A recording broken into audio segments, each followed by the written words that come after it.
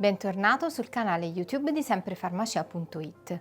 La trombofilia è un problema di salute diffuso, con molte variabili e abbastanza complesso. Consiste nella tendenza del sangue a coagularsi quando non ce n'è realmente bisogno e comporta seri rischi per chi ne soffre. Soffrire di trombofilia richiede una terapia mirata e degli accorgimenti particolari, ad esempio quando si è in viaggio per tempi prolungati oppure per le donne in gravidanza. In questo video capiamo cos'è e cosa può comportare la trombofilia, quali sono le cure e quali accorgimenti adottare. Se il video ti piace metti like e ricordati di iscriverti al canale, a te non costa nulla ma a noi è di grande aiuto. La trombofilia è una condizione in cui si ha un'alterazione del processo di coagulazione del sangue che determina un aumento della possibilità della formazione di trombi. Se questi coaguli sono molto numerosi o molto grandi possono portare a gravi conseguenze che vedremo in seguito. La coagulazione del sangue è un fenomeno importantissimo senza il quale non potremmo vivere, infatti alla prima ferita moriremmo dissanguati. Per fortuna così non è e grazie ad un meccanismo finemente regolato avviene l'emostasi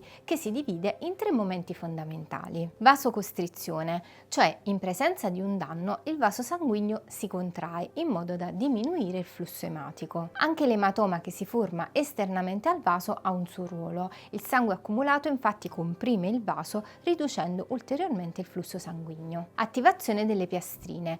Le piastrine sono dei frammenti di cellula che viaggiano nel sangue e che formano un primo tappo. In presenza di una lesione, la parete del vaso libera una proteina, il fattore di von Willebrand, che si comporta proprio come se fosse una colla per piastrine. Queste, unendosi tra di loro, cambiano forma per aderire meglio e liberano altre sostanze per richiamare ulteriori piastrine. Cascata della coagulazione, cioè l'attivazione sequenziale di una serie di molecole che possono essere proteine enzimatiche, coenzimi o proteine strutturali che per la maggior parte vengono prodotte dal fegato. Si chiama cascata perché ogni fattore è necessario per l'attivazione di quello successivo, che poi a sua volta attiverà quello seguente, proprio come in una cascata. Lo scopo finale è quello di formare una rete di fibrina a partire dal fibrinogeno circolante in modo da bloccare piastrine e altre cellule del sangue in un coagulo molto resistente. Chiaramente la formazione del coagulo di sangue non è un processo che va avanti all'infinito,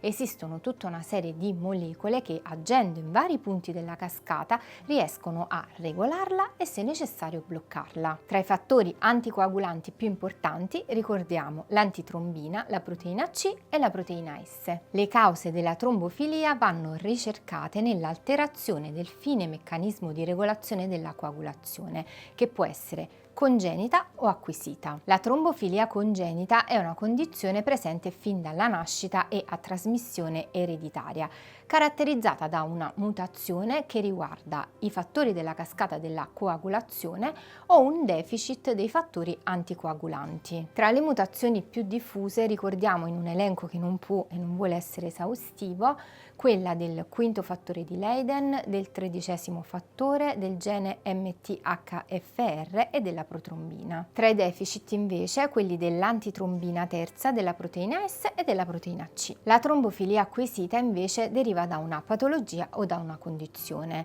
Le patologie che possono provocare trombofilia sono davvero moltissime, tra le quali tumori, malattie croniche infiammatorie intestinali, ma anche sindrome metabolica, diabete, aterosclerosi, insufficienza cardiaca e fibrillazione atriale. Le condizioni che predispongono alla trombofilia vanno dall'assunzione di alcuni farmaci come la pillola anticoncezionale ad abitudini come il fumo di sigaretta. Anche l'immobilità prolungata, come quella che si ha dopo un intervento chirurgico o anche in viaggi aerei molto lunghi, ma anche la stessa gravidanza, predispongono alla formazione di trombi. Come detto in precedenza, la formazione di trombi, quindi di coaguli non necessari all'interno del flusso sanguigno, può portare gravi conseguenze. Tra le più temibili, ad esempio, la trombosi venosa profonda. La TVP consiste nella formazione di trombi nelle vene profonde, generalmente degli arti inferiori. Può inizialmente essere asintomatica o manifestarsi con ingrossamento e arrossamento dell'arto. Se un pezzettino di questo coagulo si stacca e arriva ai polmoni, può provocare embolia polmonare e anche morte per insufficiente irrorazione dei polmoni. Inoltre Inoltre il trombo può causare insufficienza venosa e ischemia delle zone dei tessuti nei quali ostruisce il flusso sanguigno. La trombofilia in gravidanza invece può essere la causa di aborti ripetuti a causa della mancanza di irrorazione sanguigna del feto. La diagnosi della trombofilia viene generalmente eseguita eseguendo una serie di analisi che vengono definite con il nome di screening trombofilico. Viene eseguito generalmente in chi abbia avuto un episodio di trombosi venosa profonda oppure in caso di familiarità o in donne con poliabortività. Si possono poi eseguire chiaramente delle indagini strumentali per individuare precisamente la sede di un coagulo che si è già formato. La terapia della trombofilia mira a ristabilire l'equilibrio della cascata della coagulazione. In linea generale si prescrivono dei farmaci come gli antiaggreganti piastrinici, quindi l'aspirina, oppure gli anticoagulanti orali, tra questi molti di nuova generazione che presentano innumerevoli vantaggi rispetto a quelli più vecchi. Gli anticoagulanti possono anche essere somministrati endovena in caso di emergenza oppure sottocute in prevenzione, e questo è il caso delle eparine a basso peso molecolare, che sono i farmaci più utilizzati nelle donne in gravidanza oppure quando si è costretti all'immobilità per molto tempo. Come anticipato, anche un lungo viaggio in aereo può essere un grande rischio per chi soffre di trombofilia. In questi casi bisogna rivolgersi al medico perché potrebbe essere necessario un potenziamento della terapia. Un consiglio che invece è valido per tutti è quello di cercare di muoversi il più possibile alzandosi dal proprio posto e cercando di camminare, e di indossare delle calze antitrombo. Abbiamo visto cos'è la trombofilia, quali rischi comporta e come si interviene. Se hai domande lascia un commento. Un saluto dalla dottoressa Valentina di semprefarmacia.it, la tua farmacia sempre con te.